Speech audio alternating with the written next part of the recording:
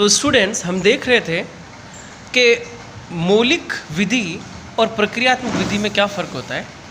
प्रक्रियात्मक विधि वो विधि होती है जो मौलिक विधि में दिए गए कर्तव्य और उल्लंघन की दशा में आप यदि उसको सजा और अपने उल्लंघन हुए अधिकारों को रिस्टोर करवाने की प्रक्रिया के बारे में बताया गया होता है।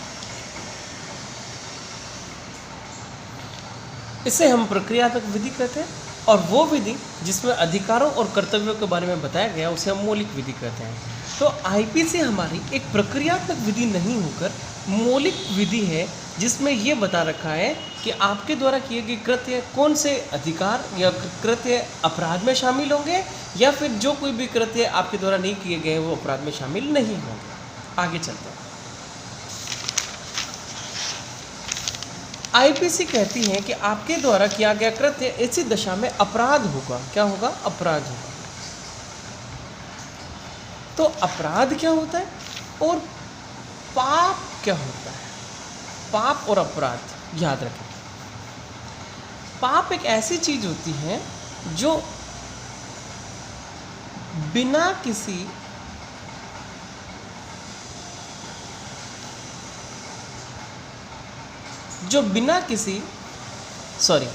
पाप एक ऐसी चीज होती है जो नैतिक बाध्यताएं रखती है। नैतिक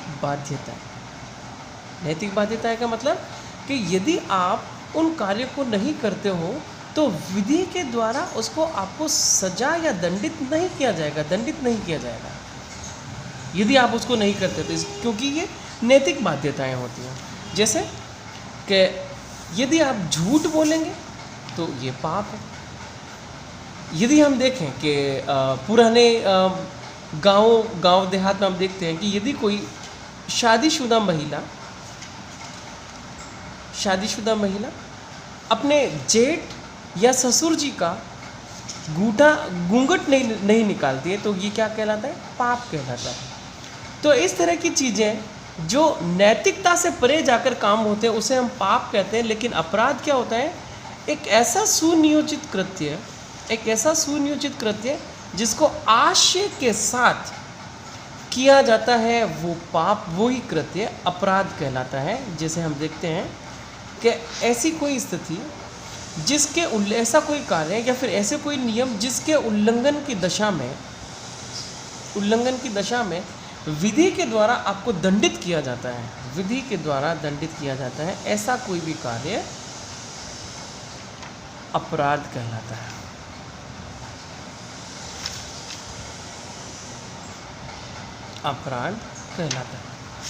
अब अपराध भी कैसे?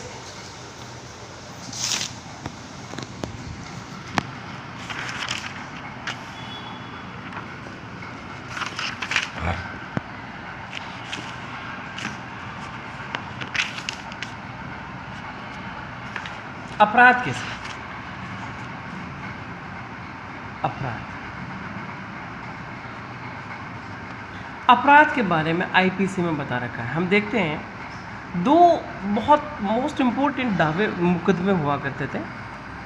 समझते हैं। एक केस में क्या हुआ कि एक 18 वर्ष से ज़्यादा उम्र की महिला, 18 वर्ष से ज़्यादा उम्र की लड़की एक लड़के के साथ में भाग गई। 18 वर्ष से कम उम्र की लड़की किसी लड़के के साथ यह बताते हुए भाग गई कि उसकी उम्र 18 वर्ष से ज़्यादा है और वो आपके साथ में जाने के लिए अपनी सहमति देने के लिए स्वतंत्र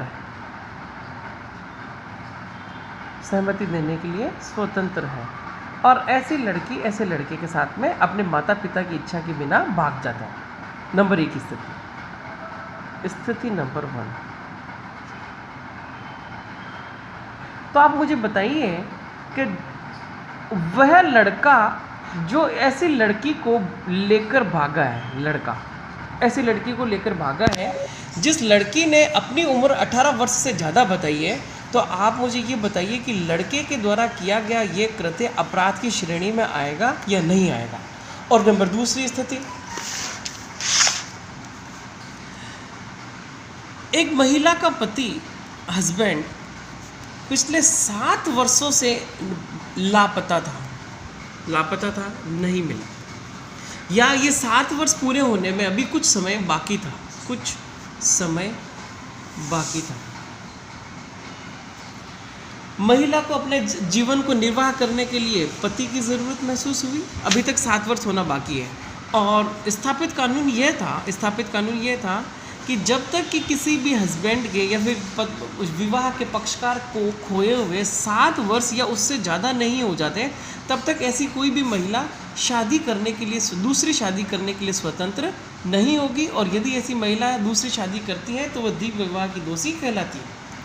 तो महिला को अपने विवाहिक जीवन का निर्वाह करने के लिए पति की ज़रूरत महसूस होने लगी, और इस महिला ने किसी दूसरे व्यक्ति से ये सारी बातों का खुलासा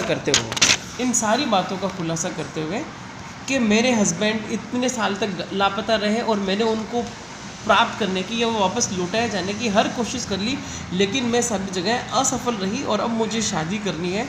और ऐसी स्थिति में वह व्यक्ति उस महिला से शादी कर लेता है, और अभी 7 वर्ष होने पूरे बाकी हैं। लेकिन इन बिटवीन क्या होता है, फिल्मों के जैसा मोड़ आता है कि 7 वर्ष पूरे होने से पहले वो पति जो कि लापता था, वो पति लौट आता है, और ऐसे लौट आने की दशा में अपनी पत्नी पर ये कहते हुए कि मेरे लापता होने के 7 वर्ष पूर्व होने से पहले तुमने विवाह कर लिया, मतलब तुम द्वितीय विवाह की दोषी हो। ऐसे पति ने अपनी पत्नी के ऊपर द्वितीय विवाह का दावा किया। तो आप मुझे ये बताइए कि ऐसी महिला क्या द्वितीय विवाह के अपराध की दोषी पाई जाएगी या नहीं पाई जाएगी?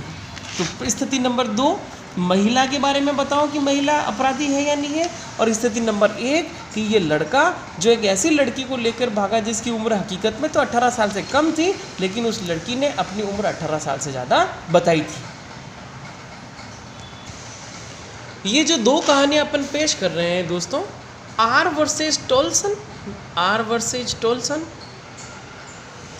और आर वर्सेज रोज के नाम से 2 महत्वपूर्ण मुकदमे हुए थे प्रीवी काउंसिल ब्रिटिश में, वहाँ के टाइम के हैं। तो आप मुझे ये बताइए कि क्या ये महिला अपराध की दोषी है? तो कोर्ट ने ये कहा कि इस प्रकार की व्यवस्था जो कि 7 साल पूरे होने के बाद ही कोई दूसरा विवाह करेगा, ये हमने सामाजिक व्यवस्था को ठीक ढंग से निर्वाह करने के लिए कानून बनाया था। और इस प्रकार ऐसी महिला का इस प्रकार का कोई भी इंटेंशन नहीं था कि वो इस प्रकार का कोई अपराध करे। तो ऐसी महिला के द्वारा किया गया कृत्य केवल और केवल सामाजिक व्यवस्था को बनाए रखने के लिए अपराध की श्रेणी में लाए थे। तो ये वाला कृत्य अपराध नहीं होगा, और ऐसी महिला को द्वितीय विवाह के अपराध का दोषी नहीं ठहराया गया।